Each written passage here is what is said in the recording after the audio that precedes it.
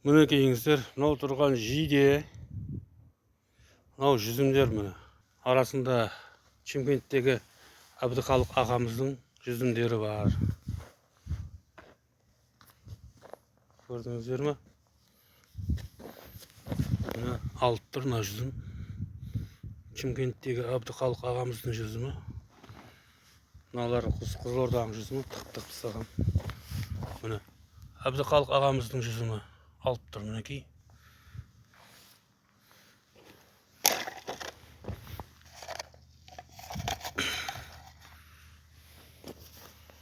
Мінекейіңіздер, мынау аватар жүзімі.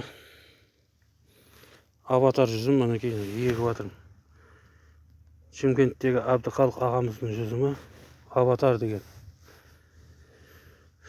Тереңдігін 60 сантиметр қаздым.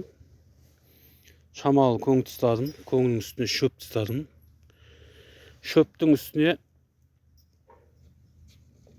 мына дәу шелекпен 2,5 шелек ағашты майдалап, 2,5 шелек ағаш салдым астына. Сосын тағы да көң салдым. Сосын су құйып тастадым 2-3 рет.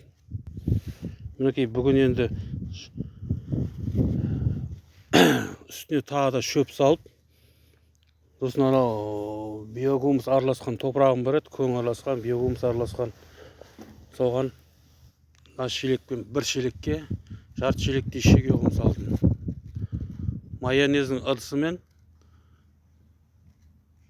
күл қостым. Сосын осы шелекпен тағы жарты шелек биогумус қосып араластырып шегеғым бәрін. Сөйтіп міне егіп жатырмын мінекей. Аватар жүзімі. Құдай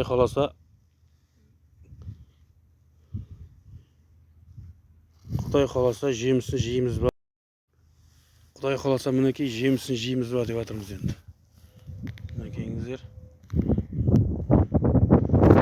Үйіміз біткенше жемісін жейміз ба деп үміттеніп жатқан ғой. Бала шағамызбен бірге.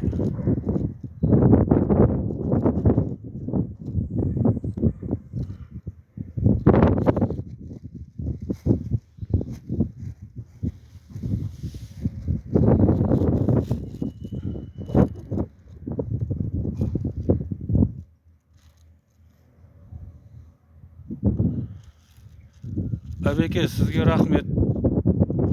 Ісіңіз алға баса берсін. Құдай қаласа жылдан жылға әйтеуір сізден жүзім көшеттерін, басқа да көшеттерін заказ беріп ала береміз. Аманшылықта болайық.